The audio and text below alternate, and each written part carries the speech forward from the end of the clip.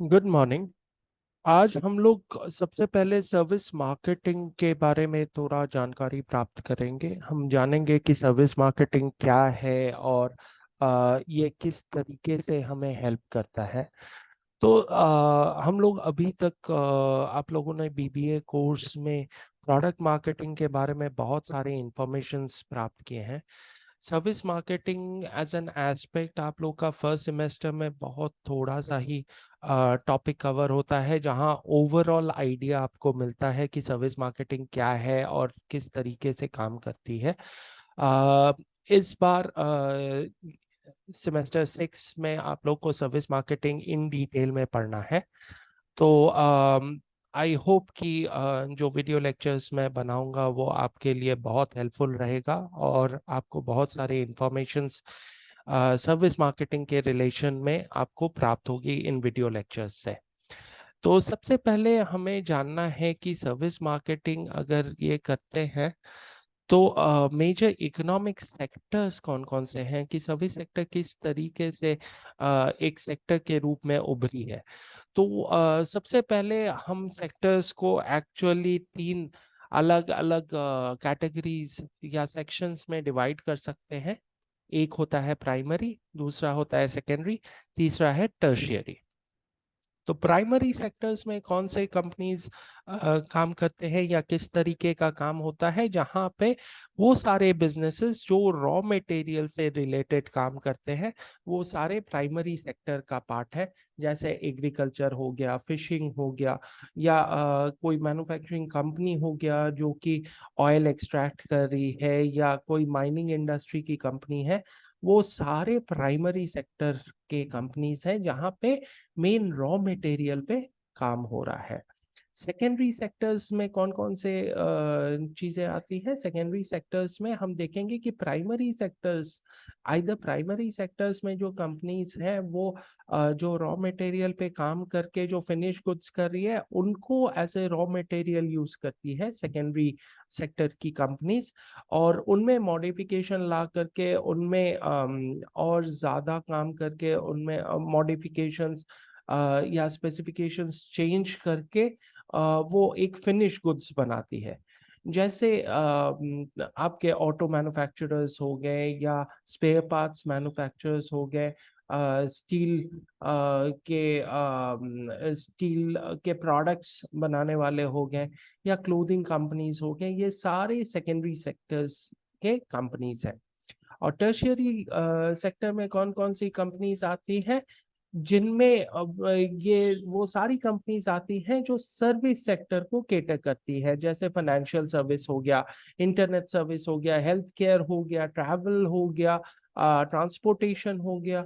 ये सारा कुछ टर्शियरी सेक्टर में आता है, जहां पे लोगों को सर्विस के रूप में कोई भी कंपनी या इंडस्ट्री केटर करती है। तो अगर हम मेनली देखें कि प्राइमरी सेक्टर और सेकेंडरी सेक्टर्स वो कंपनीज काम करती है जो मैन्युफैक्चरिंग से रिलेटेड है या एक्सट्रैक्शन से रिलेटेड है। प्राइमरी सेक्टर्स में प्रोडक्ट्स मैन्युफैक्चर करने के बाद सेकेंडरी सेक्टर्स वाले कंपनीज उन प्रोडक्ट्स को परचेज करके उनमें से जो फिनिश प्रोडक्ट्स है वो बनाते हैं। फॉर एग्जांपल हमें आयरन कहाँ से मिलता है? आयरन हम एक्सट्रैक्ट करते हैं जमीन के नीचे से आयरन ओर्स के थ्रू। इन आयरन ओर्स को लेकर के कंपनीज लाइक टाटा स्टील या जिंदल स्टील क्या करती है? वो प्लेट्स बनाती है। ठीक है। उन प्लेट्स को बनाने के लिए उनको ओर चाहिए होता है। तो टाटा स्टील, जिंदल स्टील किस में आ गया? प्राइमरी सेक्टर में आ गया। अब वही स्टील के पातों को लेकर के या स्टील के रोल्स को लेकर के जो जो कार मैन्युफैक्चरर्स हैं वो कार का आउटर बॉडी बनाते हैं। तो इसीलिए कार कंपनीज जो हैं वो सेकेंडरी सेक्टर में आ गया। जैसे कि टाटा मोटर्स हो गया, हुंडई हो गया, किया मोटर्स हो गया, ये सारे जो कंपनीज हैं वो सेकेंडरी सेक्टर में आते हैं। और वहीं टर्शियरी सेक्टर इन दोनों सेक्टर से एकदम भिन्न है, एकदम अलग है, जहां पे fully different types of services provide किया जाता है। एक फोर्थ सेक्टर भी है जिसको क्वाटरनरी सेक्टर बोलते हैं, लेकिन ये बहुत अच्छे तरीके से अभी तक डिस्टिंग्विश नहीं किया गया है, जहाँ पे आपका कंसल्टिंग आ जाता है, एडुकेशन आ जाता है, या रिसर्च रिलेटेड चीजें आ जाती हैं, जहाँ पे ह्यूमंस के नॉलेज को यूज करके एक इकोनॉमी एस्टैब्लिश हो रही है, एक पैटर्न। ये भी एक तरह के सर्विसेज ही प्रोवाइड कर रहे हैं, लेकिन इन सर्विसेज में मेन जो चीज दी जा रही है वो है नॉलेज। जो मेन शेयरिंग हो रहा है कंज्यूमर के साथ या कस्टमर के साथ, वो है नॉलेज। तो उसको हम लोग क्वाटरनरी सेक्टर बोलते हैं। ये अभी तक बहुत वेल डिस्टिंग्विश्ड नहीं है। तो अब इसके आगे अगर हम टैंजिबिलिटी स्पेक्ट्रम में देखें, जितने भी डिफरेंट टाइप्स ऑफ बिजनेसेस हैं, उनको एक टैंजिबिलिटी स्पेक्ट्रम में या तो उनको टैंजिबल डोमिनेंट कहा जा सकता है या इनटैंजिबल डोमिनेंट कहा जा सकता है।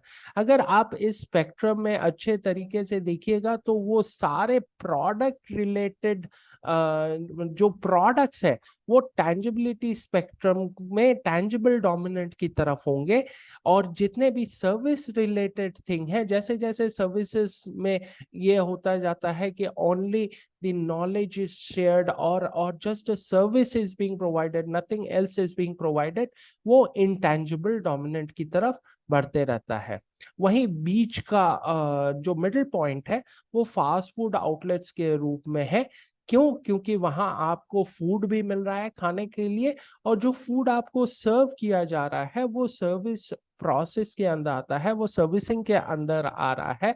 तो इसीलिए ये टैंजिबिलिटी स्पेक्ट्रम के बीच में आता है फास्ट फूड आउटलेट्स, क्योंकि इसमें टैंजिबल एस्पेक्ट भी है इन टर्म्स ऑफ फूड जो खाना आप खा रहे हो, और इनटैंजिबल एस्पेक्ट भी है जहां पे आपको सर्विस किया जा रहा है, कैसे आपको केटर किया जाएगा, कैसे आपकी बिलिंग होगी, किस तरीके से आपको सर्विस ऑफर किया जाएगा, वो सारे इनटैंजिबल डोमिनेंट के अंदर आ रहे हैं। तो अगर इनटैंजिबल की तरफ हम देखेंगे तो यहाँ पे देखिए धीरे धीरे आपके प्रोडक्ट्स का जो इनपुट है वो कम होते जा रहा है। It's more about the service that is being given to the customer. तो अगर हम सर्विसेज की बात करें तो a service is any activity that one party can offer to another. It is intangible and does not lead to any property. Its output can be associated not with the physical activity. तो इसमें कोई product का, services का main aspect है कि उसमें कोई product आपको नहीं मिल रहा है।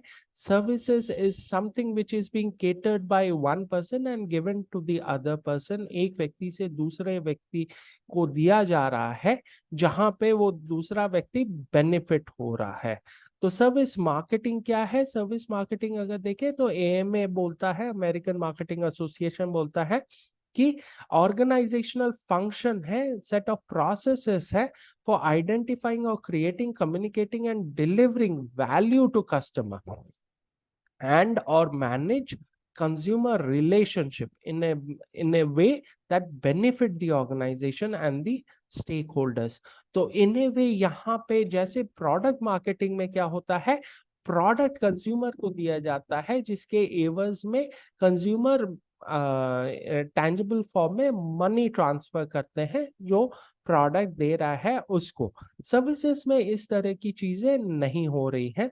सर्विसेज में क्या करते हैं? सर्विसेज में हम बात करते हैं कि एक सर्विस दिया जाएगा और उसके एवज में जो जो पेमेंट है वो वापस लिया जाएगा। तो ये था थोड़ा इंट्रोडक्शन सर्विस मार्केटिंग के ऊपर। जो डिफरेंट कैरेक्टरिस्टिक्स है ये हम लोग नेक्स्ट वीडियो में देखेंगे।